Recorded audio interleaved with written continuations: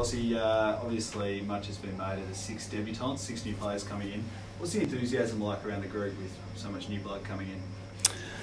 It's pretty high. I guess we promised some difference, a different look about us in 2019, and that just goes to some way of saying how committed we are to ensure that it happens. Not just the way we want to play, but the personnel that we have, and they get their opportunity. They've performed very well over pre-season, so they get round one. A little bit of a baptism of fire for some of those boys against the Melbourne midfield. Tell us about the preparation and the kind of mindset going into, playing against guys like Clayton Oliver, Jack Viney and co. Well, it's a step up. I mean, round one is a grand final of the home and away season, isn't it? It gets built up real big. The intensity goes to another level. There's one thing about the JLT series, but once you click over into the main season, there's something different about it, as we saw from last night's game. So they can expect an increase in intensity, but we've seen enough from them over the pre-season to be fairly well educated that they'll handle it pretty well. Is there a danger they could be overawed in that cauldron? Well, I mean, there's always a chance of that. You could probably ask any player in the AFL, and they're always at risk of that. But I don't think we don't form a view on one particular day. We form a view over pre-season, and the mental aptitude to be able to play the game is obviously a critical factor, and they handle the game really well. If anything, we think they'll thrive. Bossy, when Jared Leonard went down, we all thought that Drew Howard was the man to just come straight back in. He's not in. Can you enlighten us as to why that decision was made? Well, we feel like the players that played at the back end of that game played really well. So we went in with 23 in the JLT game, and they all performed very well.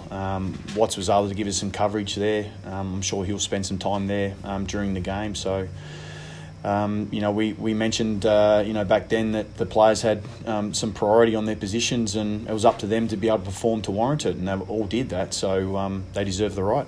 Is it purely a form issue for Dougal? Purely form? Well, compared to the others, it is, yes. But that's not discounting that he's in terrible form. But we also have to measure against what's there, and they all played well. And we mentioned going into that game that the players that were playing was always going to have first go at it, and the performance was really going to dictate the decisions we made. And we feel like that they all played really, really well, and they played well as a combination. So we go ahead with that same mix. Is it a balanced thing? Can you envisage a point during the year where you have Jonas, Howard, Cleary, a bunch of these talls playing in the same teams? I think it happened last year, David. Yeah, you're really making too much of this. It's from our perspective, it's purely based on what we mentioned. It might be really hard to try and look at, but that's as simple as we've looked at it. Have you got any methods in place to get players off the ground? The running rules have changed, and last night I think they used signs to get players on and off. Have you guys got anything kind of out of the ordinary set up, or anything different? Oh, well, I'm not sure out of the ordinary, but game's changed, hasn't it? It's got a real different look to it nowadays. We talked about the centre square bounce and the difference the 6-6-6 will make. Clearly it'll have an impact on the game for short periods of time in the game. What's happening on the sidelines has now changed, and clearly the rotations of it is just one challenge within it all. But again, we've had enough time to prepare for that. So, we've looked at our rotations the way we want to be able to do it. The players have been really well prepared in that area, and they've really embraced what we're trying to put in place. And there's no doubt that you have to automate your rotations a lot more than what you have in the past. So that becomes very player-centred, and they really have to be strong in their organisation. What does that look like on the night or on the day for you? Is it a giant orange-coloured board like the teams held up last night, or the numbers? Is there a practicality that you look at? Oh no, it's a bit of we've had a little bit of fun with it. But we've gone quite conservative. Yeah, no, we haven't gone too extreme. Although there was the sense to have a bit of fun with it. But no, we've gone quite conservative. But I'm sure it'll evolve. Where it evolves to, I'm not too sure. But it does certainly look different. What can your fans expect to see from Port tomorrow? Well, as I mentioned before, I think what we've tried to do is play somewhat different to what we've had last year. And I think what Port fans have seen is that they've seen a quicker ball movement team. hopefully a little bit more aggressive in the way that we set up the field. And quite really, we need to be strong in the contest. I think that we've sort of seen Port fans that have probably seen little bits and pieces of that. There's certainly been some evidence of that throughout what we've done over the JLT series, but we want that evidence to be overwhelming. And to do that, we have to play well when it really counts. Where do you see Ryan Burton playing? Obviously, he's been a defender, but he was once a forward. I guess, what does his role look like tomorrow? Oh, it won't change too much. I mean, he's played through midfield and wing.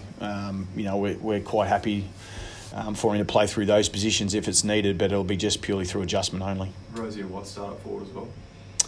Well, Rosie will play up there, which is where he's been playing most of his game. I mean, Watts hasn't been playing up there at all, so I wouldn't expect him to play through that part of the ground. But beg your pardon? Who's that? Watts? Well, you can expect him not to be there. He's been training as a defender in the whole time.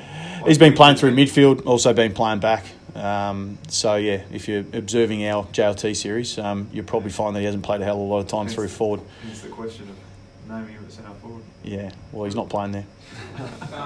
We talk a lot about the young blokes and the big names like Watts, but someone like Carl Amon, who's been on the fringe of the squad, can you tell us what he did to warrant a round one spot? Why are you so happy with him? Getting form. He's had a really strong pre-season. We don't expect too much different from Carl in that how he prepares his pre-season, but he's just been purely rewarded for his consistency. When you've got form, it becomes compelling, and you put up a really strong argument about why he should be picked as opposed to why he shouldn't be, and he's played really well. The opportunities he's been given, he's maximised, and so he gets a look. And playing in the MCG where it requires some run. If you're putting in round one, I think we saw the game last night and just how taxing the game is, especially in the first 3 or 4 rounds. It's really dynamic. The ball gets into open space a lot because the players have an element of freshness to them. So the players that can run will certainly rise to the top late in games. Does someone like Carl come back to work after the off-season that he had with a real focus on the Pollock spot type thing? Does he have that as a clear goal? Well, that was always open to see who was going to be in that spot, wasn't it?